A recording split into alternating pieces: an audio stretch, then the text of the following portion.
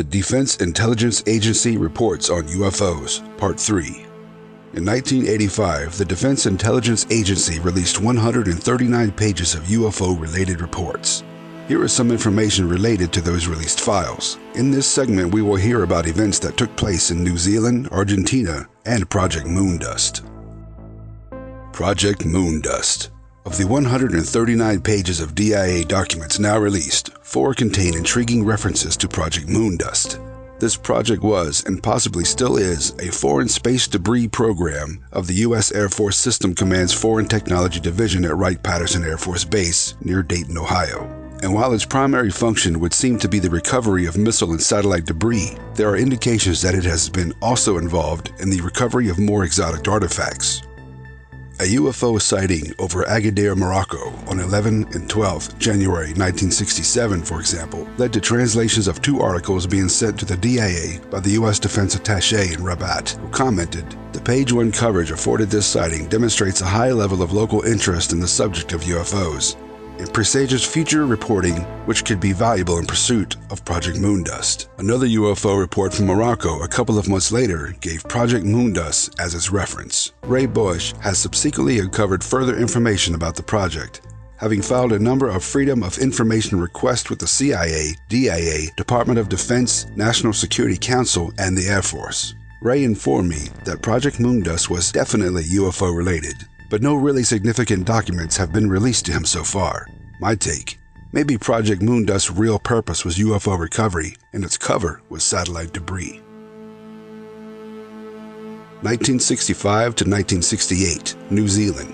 The DIA apparently showed great interest in the controversial theories of Captain Bruce Cathie, the New Zealand airline pilot who claims to have discovered evidence for a worldwide grid system used by UFOs.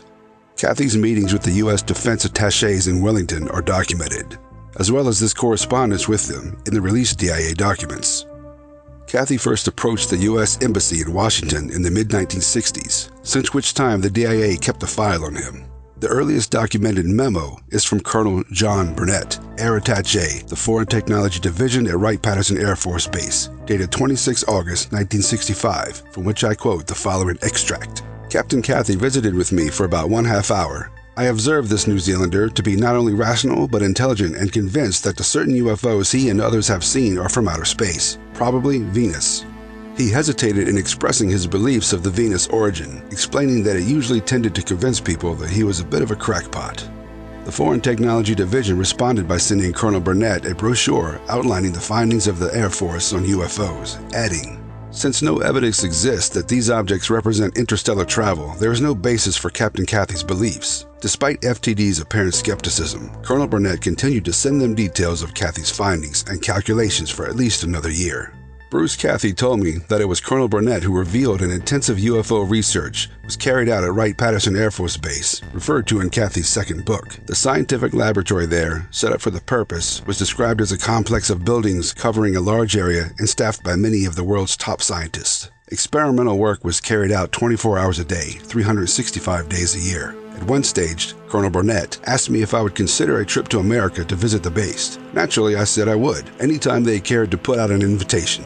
Perhaps the idea was vetoed in the States, for I heard no more of this. It is difficult to prove such a sensational allegation, but there is no reason to doubt Captain Cathie's integrity. Naturally, there is no reference to this in any of the DIA documents on him. By 1967, Colonel Burnett had been replaced by Colonel Lewis Walker, who seems to have been less impressed with Cathie's ideas on his predecessor. But this did not prevent Walker from forwarding Cathie's material to the DIA at the Pentagon. An intelligence information report, dated 8 February 1968, states, "Captain Cathie is still employed as an aircraft F-27 friendship pilot by National Airways Corporation. His supervisors know of his interest and activity in UFOs in his forthcoming book, Harmonic 33. He has been checked for security reasons and no adverse reports are known. He admits that many people consider him kind of a nut, but he persists in the theory. In January 1968, he came to my office and reported that 4 UFOs had been detected by Auckland Air Traffic Control radar scope at 23:35 hours local time. 3 objects were 15 miles apart in line, with the 4th object in line 30 miles behind the 3. Relative speed was extremely high. In addition, 2 UFOs, disc-shaped, appeared east of Auckland Airport on the same track as the first 4. Captain Cathie was asked if official reports were submitted on these sightings, and he said no, that civil aviation personnel had been warned not to report any more of these observations. Captain Cathie was advised to submit any additional information he might have. Captain Cathie is a lean, wiry New Zealander with an apparently above-average knowledge of mathematics. He is intensely sincere in his efforts. He is spending an enormous amount of time and effort trying to prove his theory that an overall master plan exists by an alien race, purpose not defined. By May 1968, however, Colonel Walker seems to have become fed up with Cathie. A report to the DIA dated 1st of May indicates that although Cathie was not considered a nut on the last 3 occasions that he called at the defense attaché's office to discuss his latest findings, these conversations were ignored. Cathie had complained that he had been put under surveillance and that in April he had been accosted by 3 Americans in Invercargill who had asked him to accompany them, which he refused to do. Cathie believed that these men came from the U.S. Navy vessel, but according to Colonel Walker, the only U.S. ship that was south of Auckland at the time was the USS El Tanin, which was in the Antarctic. However, the report concludes. 1968, Argentina.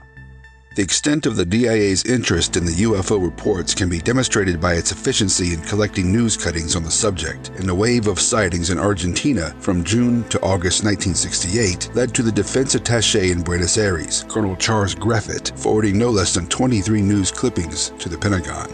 It could be argued that the DIA is merely the world's most expensive news clipping agency, and that its only concern is with UFO reports that relate to hostile foreign aircraft or missiles. While it is obvious that mundane intelligence gathering is the DIA's primary function, many reports, such as the following summaries, reflect the concern with more exotic UFOs. Number 1. La Raison, Buenos Aires, 8th June 1968, describes how 2 experienced pilots, 22 and 13 years with Aerolíneas Argentinas, saw a UFO while flying over Punta Arenas. Number 2.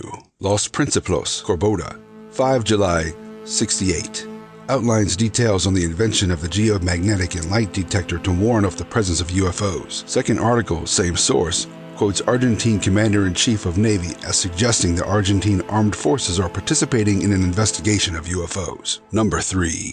Diario del Pueblo, Tandil, 13th July 1968, describes landing of a UFO at the Air Force Base at Tandil. 4. La Raison, Buenos Aires, 26 July 1968, describes attempt by 5 policemen in Olivaria to capture and later shoot 3 crew members of a UFO. 5. La Raison, Buenos Aires, 27th July 1968, relates new sighting near La Pastora, Alvear, and Tapal. The later describes the crew and inability of machine gun bullets to affect them. Number 6. La Raison, 3rd August 1968, relates argument by a Professor Alexander Héroux supporting theory of flying saucers. Colonel Griffith comments, "It is significant to note that a state of concern exists among the population in many parts of Argentina." Reference number 3 mentions the suggestion that the Argentine Armed Forces are participating in an investigation of UFOs. Back in 1964, in fact, the volume of sightings had grown so huge that the Argentine Air Force set up its own UFO department, known as Division OVNI, OVNI. And in 1978, the Gendarmeria of Argentina released official police reports of sightings, many having occurred in 1968, to the lawyer Antonio Baragoya. Resources: Above Top Secret, Timothy Good, 1988. My take: this is just the tip of the iceberg of the government's real interest in UFOs. This information is just what has been released through the cracks in the government's cone of silence.